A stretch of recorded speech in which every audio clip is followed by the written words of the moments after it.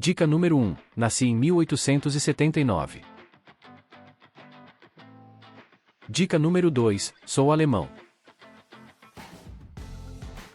Dica número 3. Sou descendente de judeus.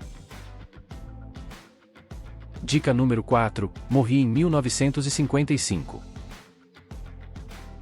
Dica número 5. Visitei o Brasil em 1925. Dica número 6. Estudei na Universidade de Zurique. Dica número 7. Me mudei para os Estados Unidos após a ascensão dos nazistas. Dica número 8. Fui um cientista genial.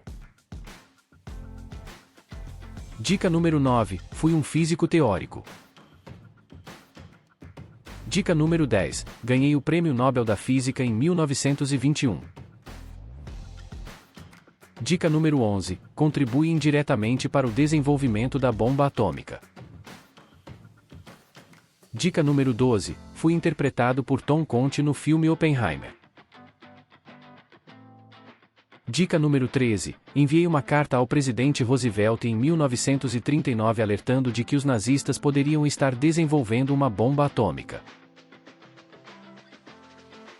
Dica número 14. Descobri a lei do efeito fotoelétrico. Dica número 15. Tive uma grande contribuição para a física estatística, por meio da minha explicação para o movimento browniano. Dica número 16. Descobri que a luz de uma estrela é curvada pela gravidade do Sol.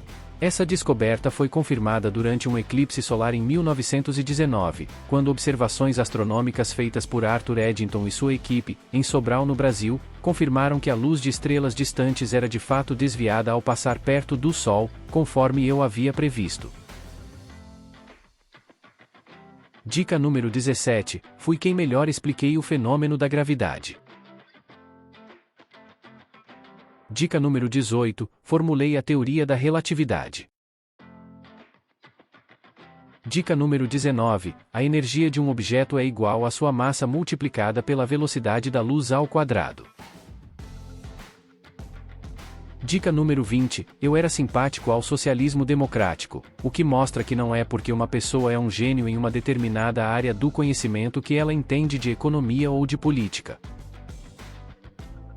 E aí, acertou? Parabéns para quem palpitou, Albert Einstein.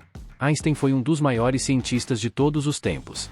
Ele mudou a forma como entendemos o espaço e o tempo, abrindo caminho para uma grande revolução na física. Até a próxima rodada do jogo. Quem sou eu?